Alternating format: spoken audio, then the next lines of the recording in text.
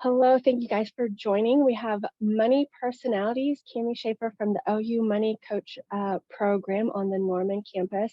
So sharing kind of a different look at financial wellness and giving a little more information, different take on how we can approach some good money habits for our overall financial wellness and kind of give a little bit more why, I suppose, on, how we do our spending habits, saving habits, that sort of stuff, and strategies to be successful going forward. So thank you so much, Cami. Thanks for having me. Hello, everyone. I hope you're doing well on this glorious Tuesday.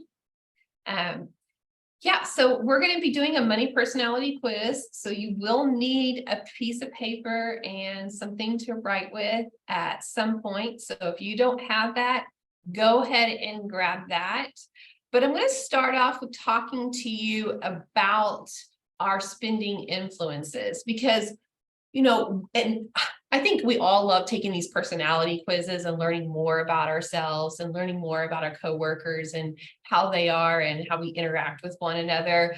But a lot of the times, the way we are stems from how we were raised. And I want you to be thinking about your earliest influences when it comes to money, because it can be impactful.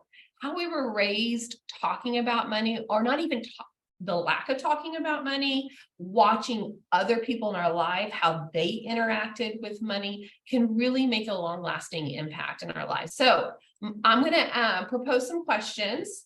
Feel free to answer them in the chat. I'd love to hear what you have, what you're thinking, what you have to say about it. But my very first question is, what is the very first thing you remember buying?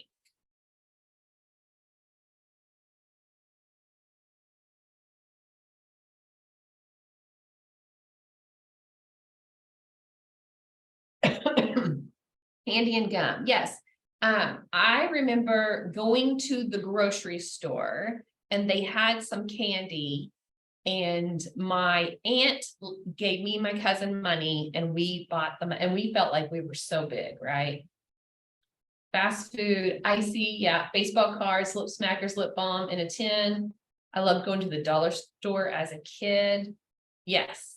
And my kids remember that growing up, like every holiday, not holiday, just one holiday in December, I would give them money and they would get to go in and buy each other a gift and also their grandparents a gift. And that's always fun to watch them, what they picked out for their siblings. Okay, so we all have a lot of the same things that we kind of remember. Cassettes, tapes from the Sound Warehouse.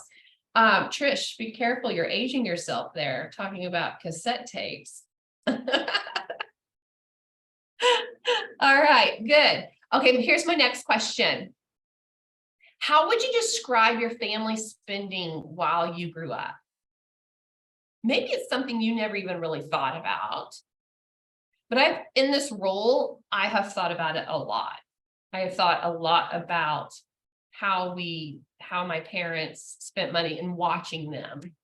Not a lot of spending. Okay, good. Chaotic type, we can't afford it, no money for extras, no discussions about money. Okay. I thought my parents were rich just based off the amount of Christmas gifts. Nice. I always tell people, my parents had me convinced that we were broke, but we weren't. That's how they lived their lifestyle. Looking back, I'm like, oh, okay. Like, for example, I love some of these examples I have of my family. I don't know if y'all remember Bag-O-Burgers at Brahms. So we didn't eat out very often at all. My parents always could because it saved money. And so going out was very rare. And so it'd be something like Bag-O-Burgers at Brahms. And then my dad would go pick them up while my mom put frozen French fries in the oven. And then he would come home and get the cheese and toppings out of the refrigerator and put it on the burgers, right? Or like Taco Bell. It wasn't, Cami, what do you want from Taco Bell? It was I'm getting the box of tacos or the box of burritos. How many tacos, how many burritos do you want?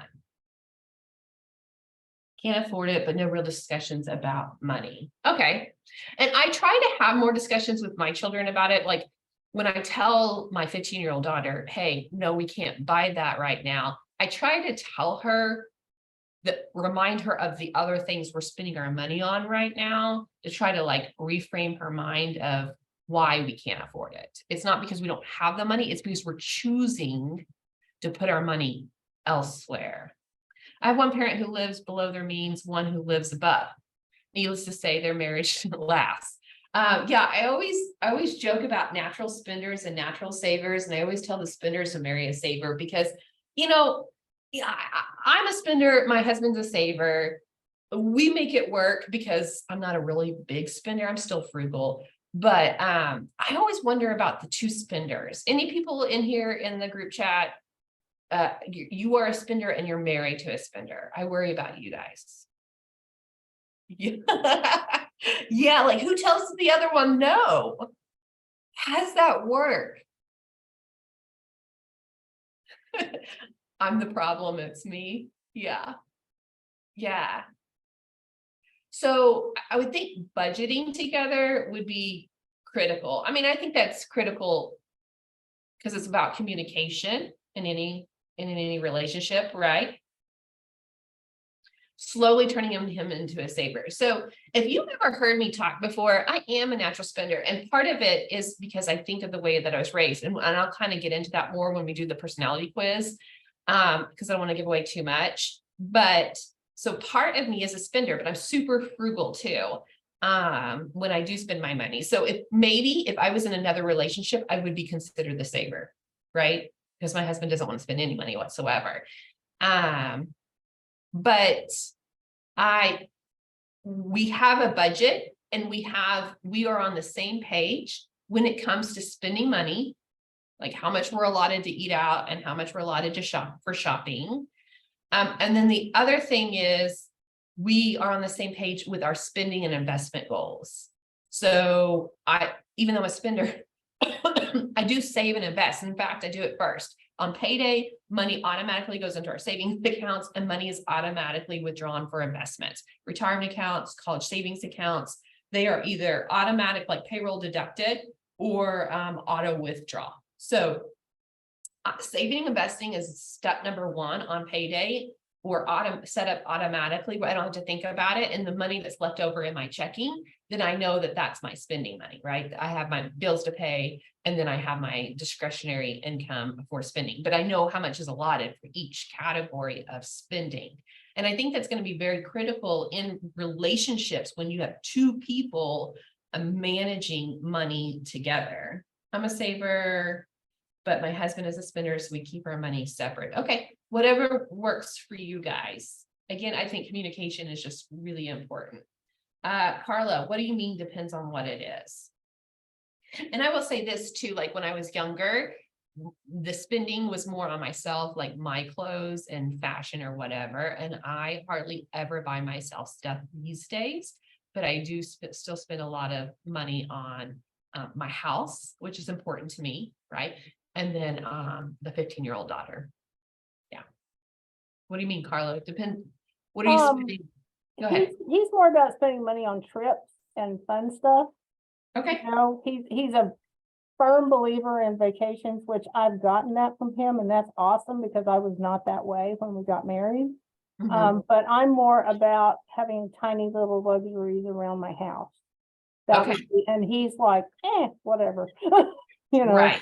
These bath towels are fine because we've had them for 20 years, and so they're great, right? They've served us for 20 years. So do we really need new ones? You know, that kind of stuff. Right. So just depending on what it is, we're more apt to be a little more indulgent with ourselves, I think. Yeah. If that makes sense. Yeah, no, absolutely. And, it's important to know thyself, right? To like what's important to you. Experiences and vacations with my children are super important to me because I didn't grow up going on vacations. So that is really important to me. Can I afford to go on a vacation every single year? No. So we're doing about every other year, and we save up for it throughout the year, but that is important. What about risk seeking versus risk adverse investing in relationships? Again, I think it's about communication. And when it comes to being risk adverse, I think knowledge is power when it comes to investing. For the longest time, my husband and I were super risk adverse. And as we have learned more about investing, we are less, we are riskier, but at the same time, my husband and I are probably very similar creatures in that we're super conservative with our money. So that is not a problem for us. But I think for the person who is risk adverse, maybe just knowledge in investments to make them feel more comfortable, but probably also maybe the person that's risk seeking, knowledge in losses when it comes to investing as well. So maybe you can find a happy medium there. Again, I think it's all communication. How was money talked about in your family? I know some people said money was not discussed, right? Like maybe you said, no, they said, no, we can't afford it, period. No discussion about it. But for those of you that did talk about money in your family, how was it talked about?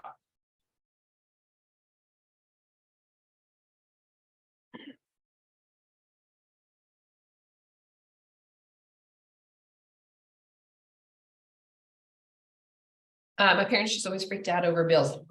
And like someone said earlier, money was chaotic. And so if there is no budget and no plan, and they're not on the same page when it comes to paying bills and having enough money to even cover the bills, that could be a super stressful situation, right? And then that stress does trickle down on the children in the house. So again, having a budget together could maybe help with that. I don't remember those types of discussions. Yeah. So again, I don't want to give away too much, but some of the things we talked about money for sure, but it was more about what I was witnessing that made really big impacts. It was very impactful in my life. For example, do we all know what, just went blank. Oh my gosh, it just went blank. Oh, I hate this. I've been sick for 3 weeks, guys. And I don't know if it was COVID. I tested negative for COVID, but I've been having a hard problem recalling words since I've been sick. It's on the tip of my tongue. Okay. The form you get when you buy a house, your mortgage, and it shows how much money is going towards the principal and how much is going towards the interest every single month for the loan, the term of the loan. What is that called? Anyway, the bank, the lender will provide that for you, right? And it shows you. My dad had a homemade one, basically, and every month he made extra amortization schedule. Thank you, Laura. He made extra payments to our house payment every single month. And so he would write down, and it was in his chest in his bedroom, in my parents' bedroom. And I could see how much money they were paying towards the house and how much extra they were paying every single month. That was very impactful. And so at the time, I didn't understand really why he was doing that. But now as an adult, I totally understand. Okay, my dad was paying the house off early. He was trying to decrease how much he was paying in interest over the loan term, which I believe was he took out a 15-year loan and paid it off in 8 years. I don't remember those types of discussion. A real discussion as far as with my brother and I, my parents discuss it amongst themselves. So maybe overheard them talking about it. And I know people who are stressed about finances probably hear it more than maybe the parents that are not stressed about finances. I remember sitting at the table while mom wrote checks to pay our bills. Yeah, I witnessed that too. My mom did discuss bill paying and check writing. Good, which is a skill that that all children should learn, even if they're not going to be writing checks these days because of mostly, e-payments, but still, they need to learn that. I don't recall it being talked about. Never felt like we were without funds, but funds were limited. Or yeah. One parent made us donate, save, and could spend a little. Other parent gave us an allowance with no perimeters. Okay.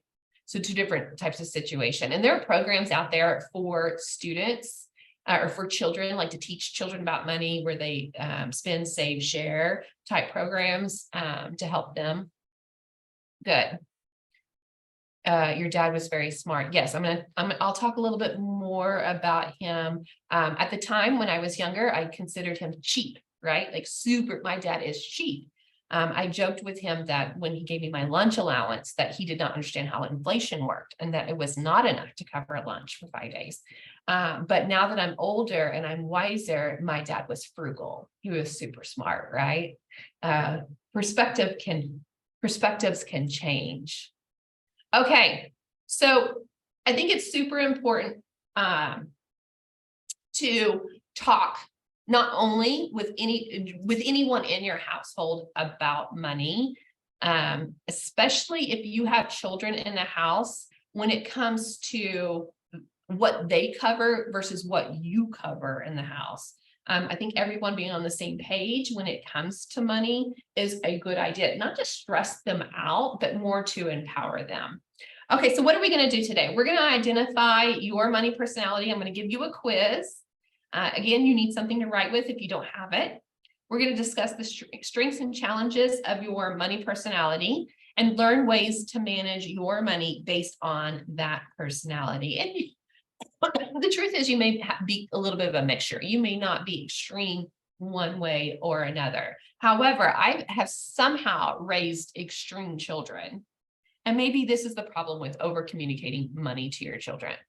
I got my son, who's 18, by the way. He's going to come here at OU next year. He is extreme frugal. He literally will go eat lunch with his friends or dinner with his friends and sit there and not eat, and then go home and eat my food and not spend his own money with his friends. And then I have my daughter who has $1,000 worth of products in her Amazon cart sitting there. She's not going to get it, but she's very much a spender and a shopper. So maybe that's the problem with over communicating to your children.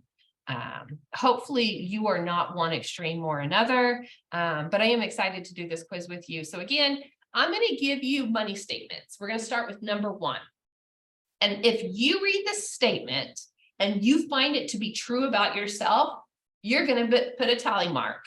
And so for number 1, there's going to be 12 statements. So the most tally marks you will have for number 1 would be 12.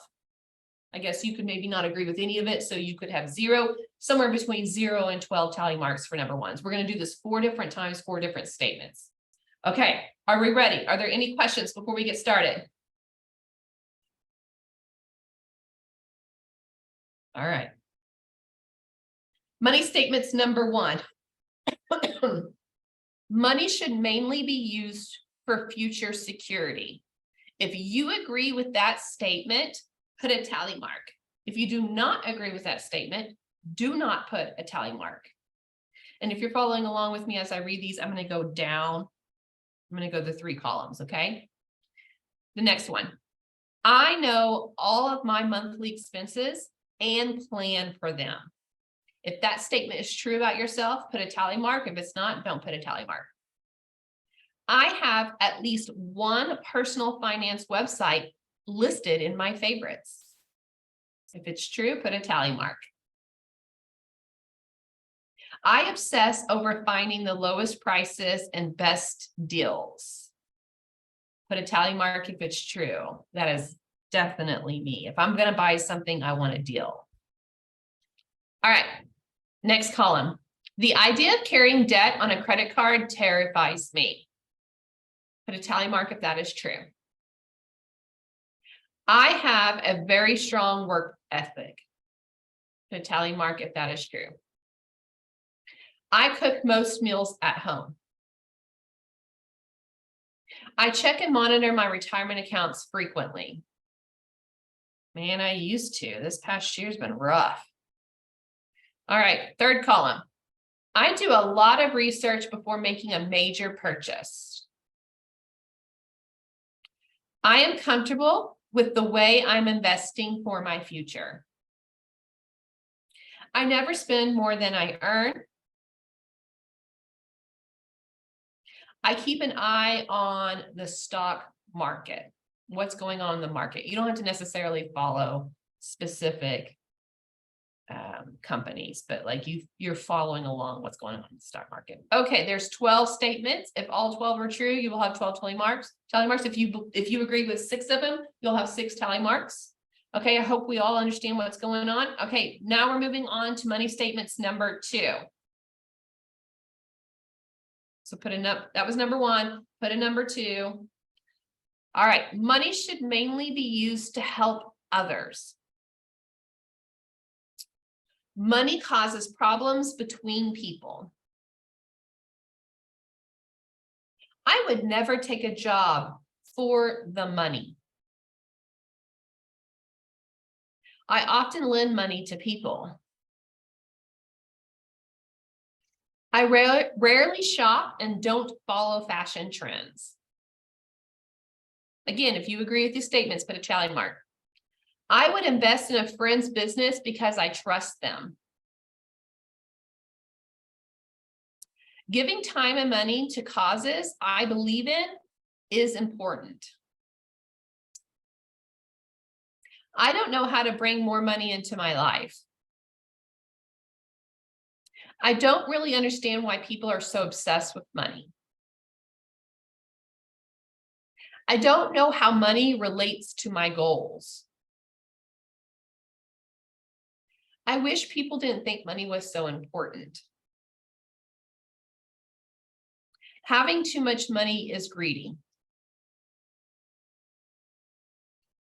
Okay, moving on to money statements number 3. Money equals success. I like fashion and making an impression on others. My job isn't fun, but the rewards are excellent. I frequently have the newest technology. Having the best is worth the money it takes. Hobbies are pursued to network and further my career. My job gives me a strong sense of personal identity. Money and power go hand in hand. I chose my home based largely on, that's a typo, the appearance of the neighborhood. I pick up the tab because it makes a good impression. I only buy the best. I chose my current job for the money. All right. Last money statements number 4. If I want it, I buy it. I always notice when people have more money than me.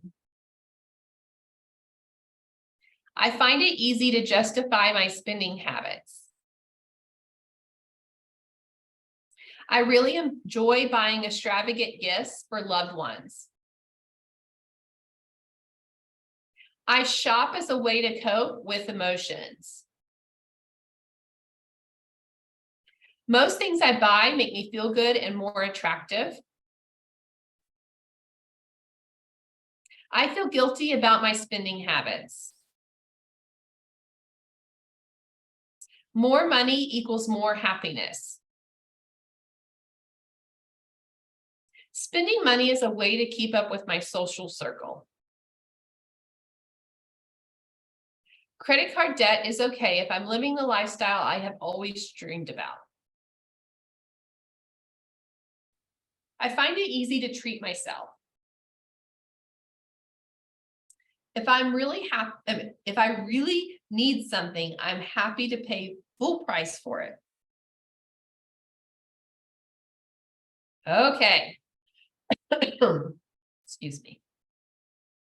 I want you to add up all your tally marks, because what I want you to do is to figure out which number, excuse me, you agree with the most. If you had the most tally marks for number 3, then that is going to be the money statements you agree with the most. And that's going to be what we're calling your money personality. And I'm about to identify them. Are there any questions before we identify the 4 money personalities?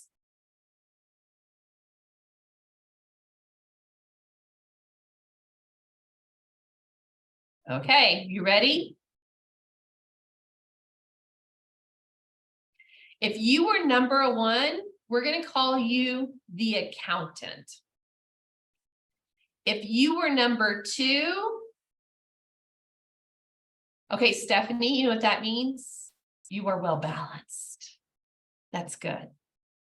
Number 2, the social worker. Number 3, the CEO. And number 4, the retail therapist. All right. I want to just first say there is no best personality. See, you woohoo the accountant, but there is no best personality. You can actually be a healthy or unhealthy personality in each one, right? So there is such thing as an unhealthy accountant. And I'm going to get into that, what I mean by that. Okay, let's go into the accountant. Money equals security. Okay, so I will be honest, guys. I do identify most with the accountant. That is, but I also have some other ones in me as well. Okay, so who see besides me and Odyssey have the accountant? Where are my other accountants? Okay. Oh, okay. Karina is literally an accountant. Okay, good. Okay, good.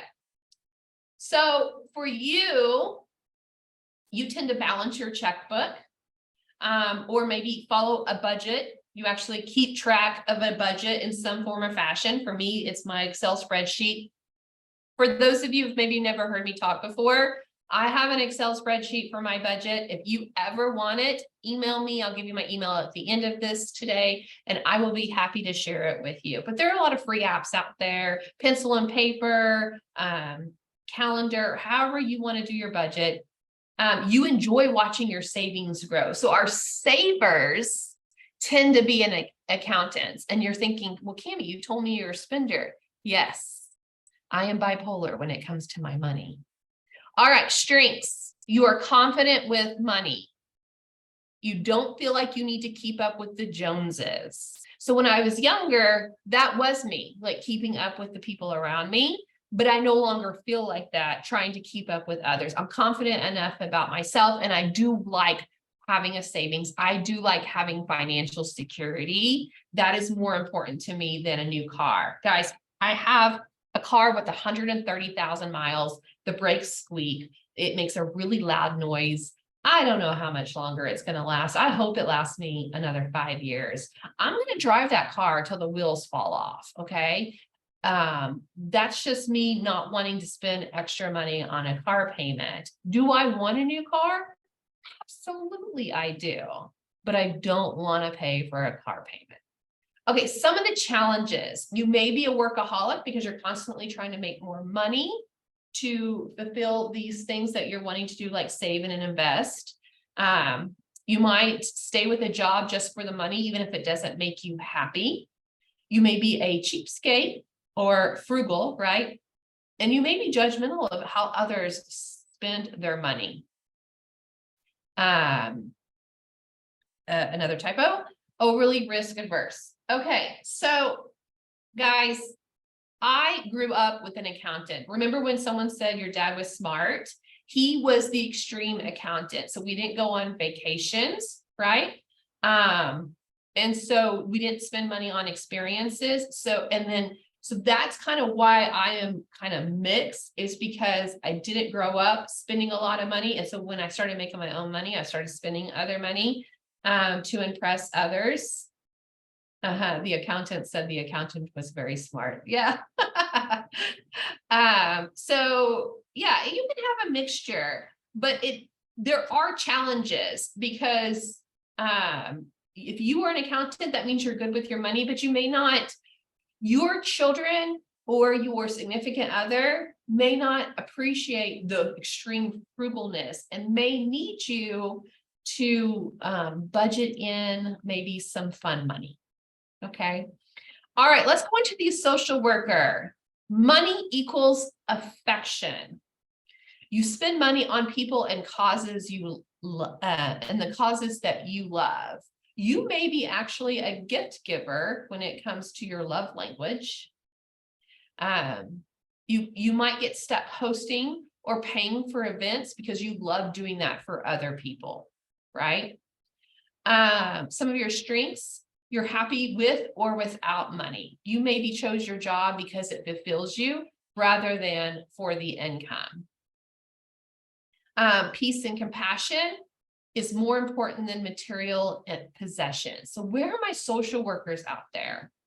I feel like in education, we should maybe have some social workers in this group. Yes, yes, yeah. Yeah. Good. Close second. Yeah. Okay. So a very strong sense of social workers in this group, which doesn't surprise me in higher education. Okay. Or in any education field. All right. Some of your challenges is that you may have a hard time accepting money for your work.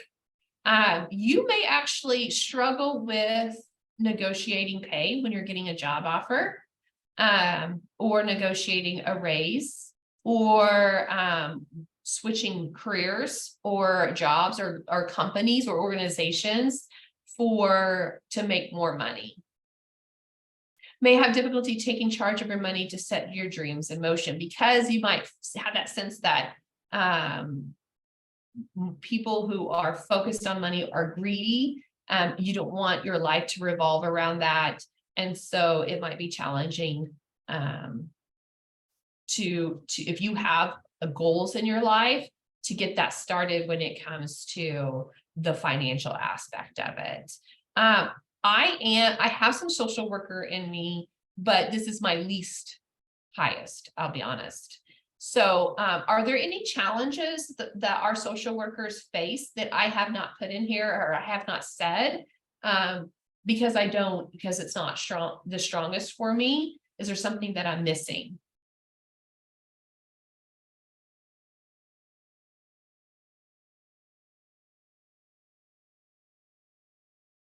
Spending too much on others. Yeah.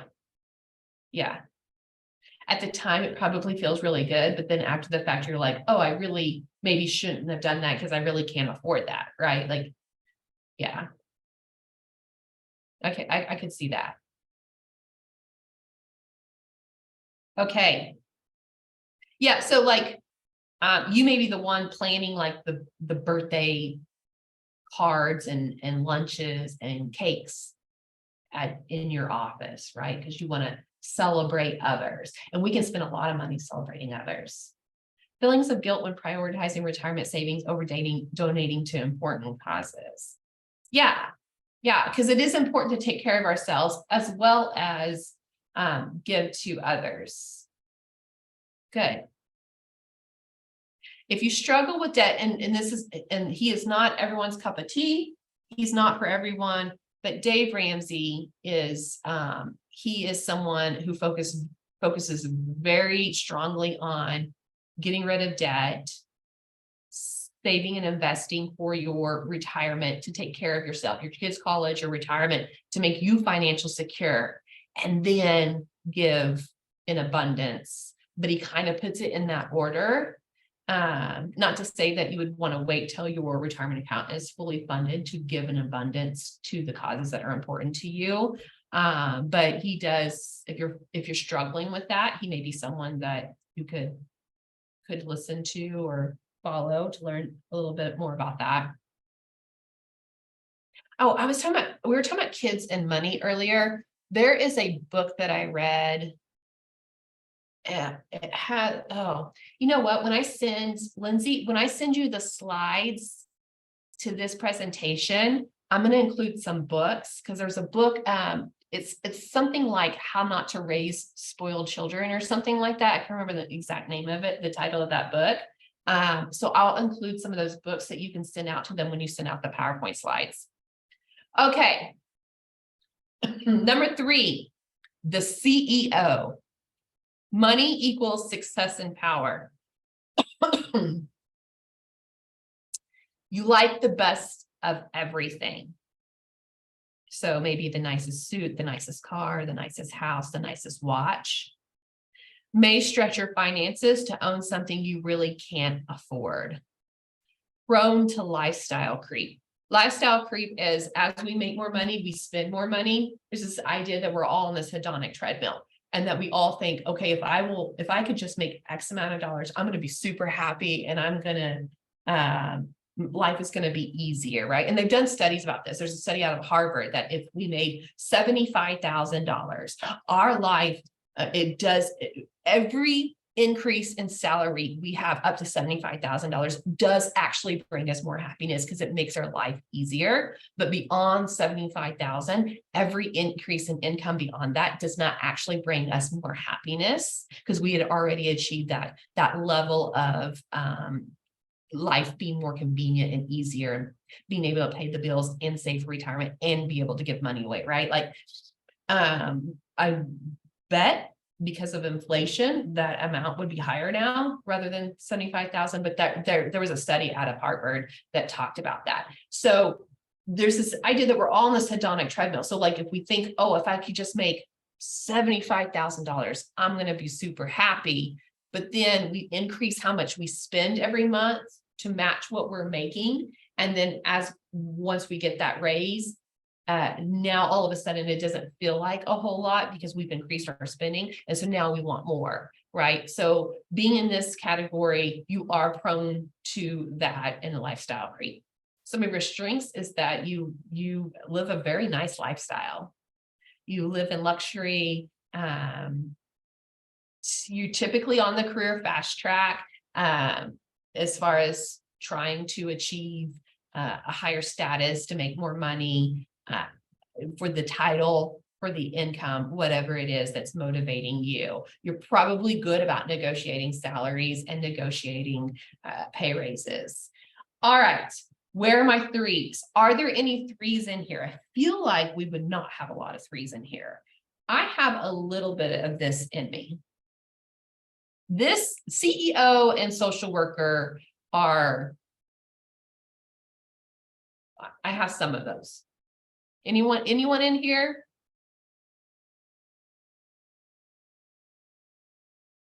That was my lowest. CEO is second highest. Okay. And Karina, you were the accountant, if I remember correctly. So that I could see that kind of going hand in hand. My lowest as well. Yeah. And guys, if you were raised with a nice lifestyle, I could see you wanting to keep up with that lifestyle, right? But also, if you weren't raised in that lifestyle, maybe your parents did struggle paycheck to paycheck, you were in a single family income or whatever it was, and then all of a sudden, okay, well, I went without for so long, I want to now prove to myself and others that I do belong. I've made it, right? So I could see that going both ways. Yeah, I could see that, Sophia, for sure, going against education. Yeah, Rich Dad, Poor Dad is an excellent book if you have not read it, guys. And I've also read Rich Mom, Poor Mom. All right, some of the challenges for CEO. Never have enough money. Always wanting more. Constantly comparing yourself to others. And you may even use money to control others. And I'm thinking more of like families with wealthy families. Yeah, who wrote Rich Mom, Poor Mom? I don't know if it's the same author or not. I'll include it when I include the books. I can't remember if it's the same author or not. I would assume so, but I really don't remember. And that is not because of my COVID brain. I just didn't know that. I just don't know that one. Okay. Number 4, the last one, the retail therapist. Money equals self-fulfillment. Shopping is recreational. You dislike waiting for the things you want. Credit card companies love you because you're like, it's okay. We'll just put it on the card. We'll worry about that later. Okay. So I do like shopping. I do find that fun. I do like finding good deals. Rich Mom, Poor Mom, reports of financial literacy and how to achieve financial stability, prosperity, culture. Yeah. Okay. Thank you. Some of your strengths: generous with your spending. You treat yourself and your friends on special occasions. Okay. Who in here are my retail therapists? Like I used to, I don't do it anymore, but I used to go to TJ Maxx every Saturday. It doesn't mean I bought something. I'm probably did. I probably would spend about $30 every Saturday. Just so you know, $27.40 a day in mindless spending wastes over $10,000 a year. I hate credit cards too. I use credit cards for points, right? To me, credit cards should be used for 2 purposes. 1, to earn cash back or miles, whatever points you're trying to achieve. 2, to safely build credit if you're not getting yourself in credit card debt. It is not for emergencies. I also tend to use my credit card for online shopping, and I pay my credit card bill in full each month, so I don't pay interest or late fees. So I feel like I have more protection with my credit card when it comes to online shopping. Also, if I'm shopping online, someone gets access to my card number. I don't want my bank account where my bills come out of and our daily spending comes out of. I don't want that to impact us because that could be a huge headache. I would rather just shut down the credit card and start over with a new credit card. Yes, I do. Most people have more protection with their credit card than their debit card. So that's how I utilize credit cards. But I will say, when I was younger, we went through a time period of no credit cards. I mean, we've always been, we were risk adverse and debt averse, like stay away from debt, but also stay away from investing for a long time when we were younger. So we didn't have a credit card for many years. All right.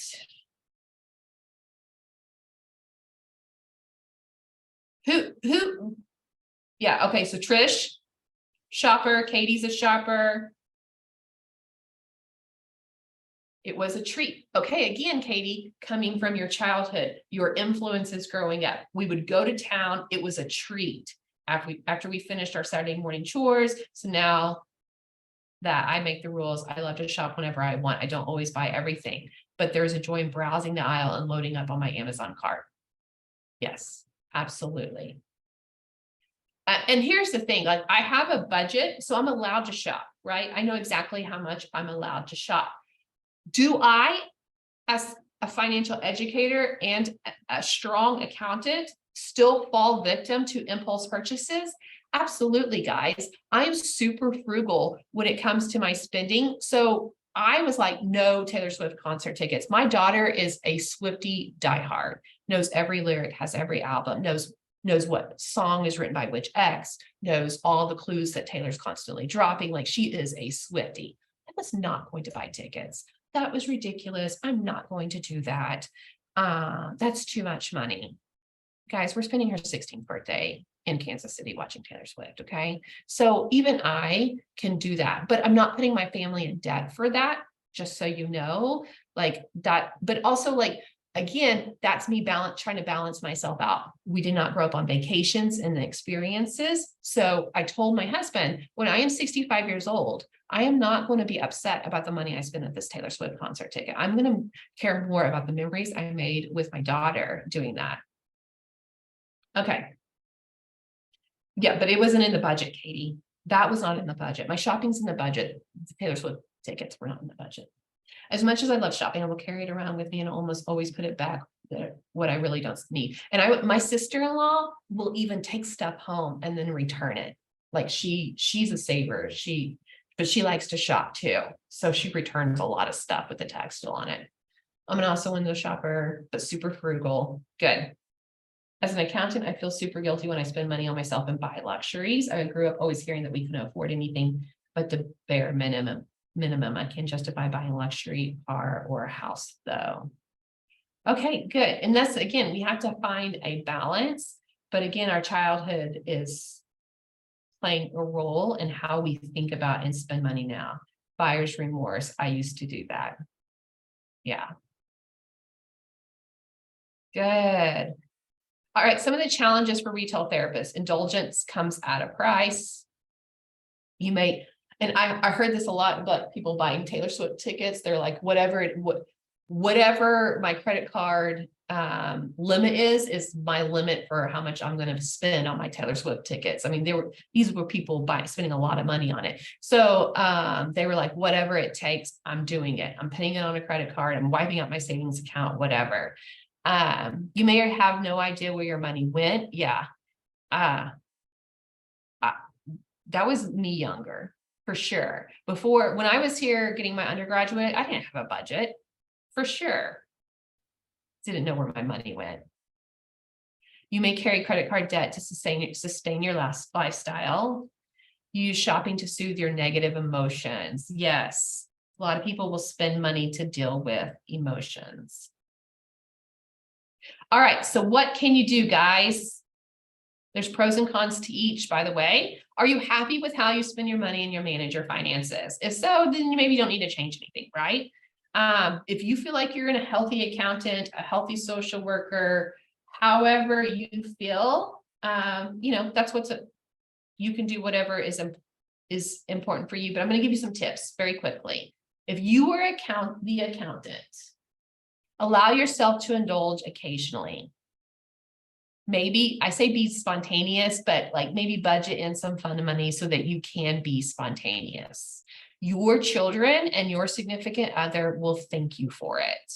Balancing that experiential versus retirement goals. And for the social worker, it's going to be balancing the giving money to your charities or the causes that are important to you versus retirement goals. Yeah. Okay. Accept the rewards for your labor. If you're a social worker, it's okay to take money for what you're doing.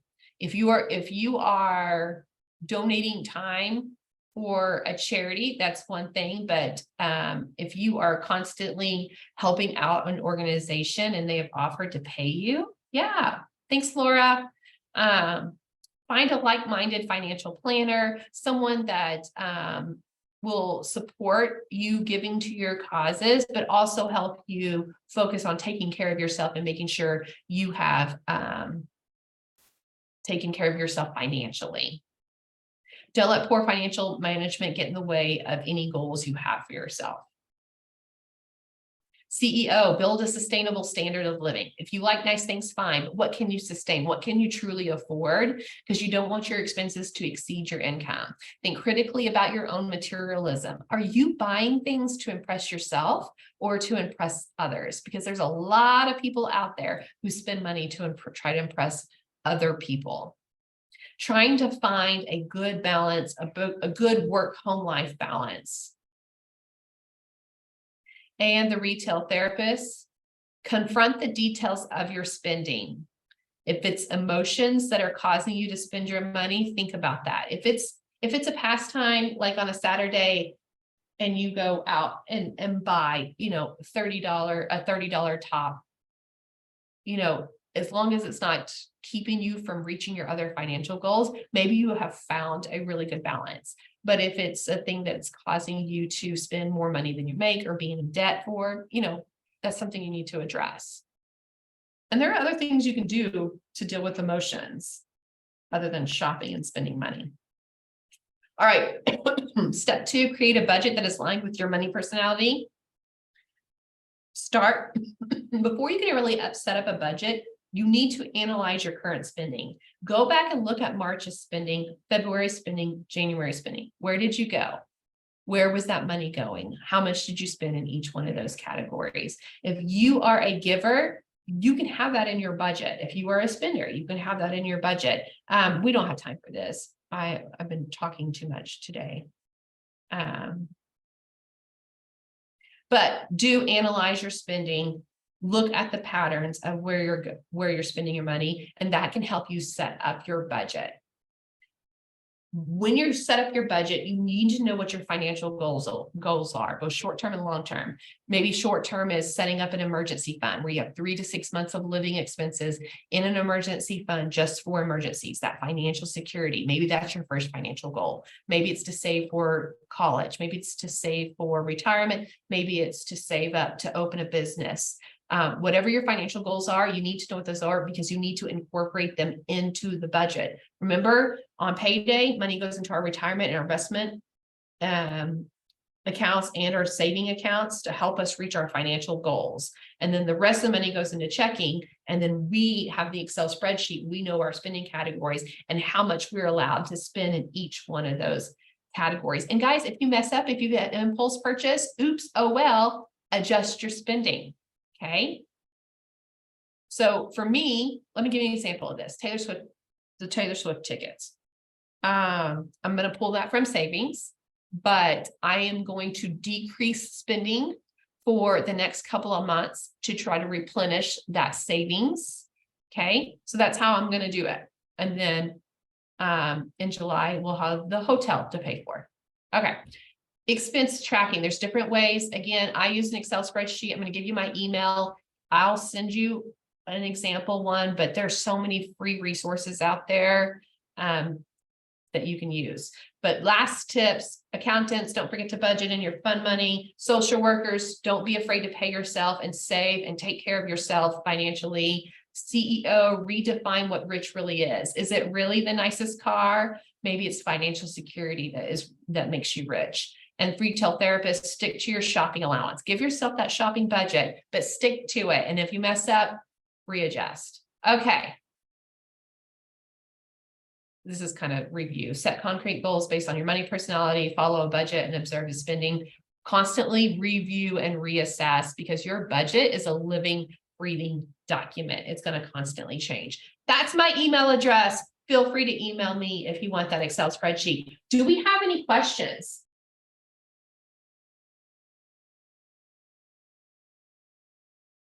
Yeah, Cami, it looks like there was one in there. What percentage of the budget should be fund money? Or do you have a suggestion for those that need to kind of intentionally carve that out? Maybe some suggestions of what percentage to start at for budgeting that fund money. So that Excel spreadsheet has percentages for budgeting in it. So Karina, email me and I'll send that to you. But the answer is everyone's different, right? Everyone's different. You got to find what works for your family and your household, what's best for your financial situation. For example, if you have debt and you're trying to get out of debt, then obviously you will not have as much fund money budgeted towards that. But I think having that conversation with a significant other would be important too, if you have one. But I can't give you a straight answer to that. There is a rule of thumb, 50% of your income should go towards needs, 30% towards wants, and 20% towards saving and investing. But that does need to change if you're in debt. Any other questions? Thanks for pointing that out, Lindsay. I missed it.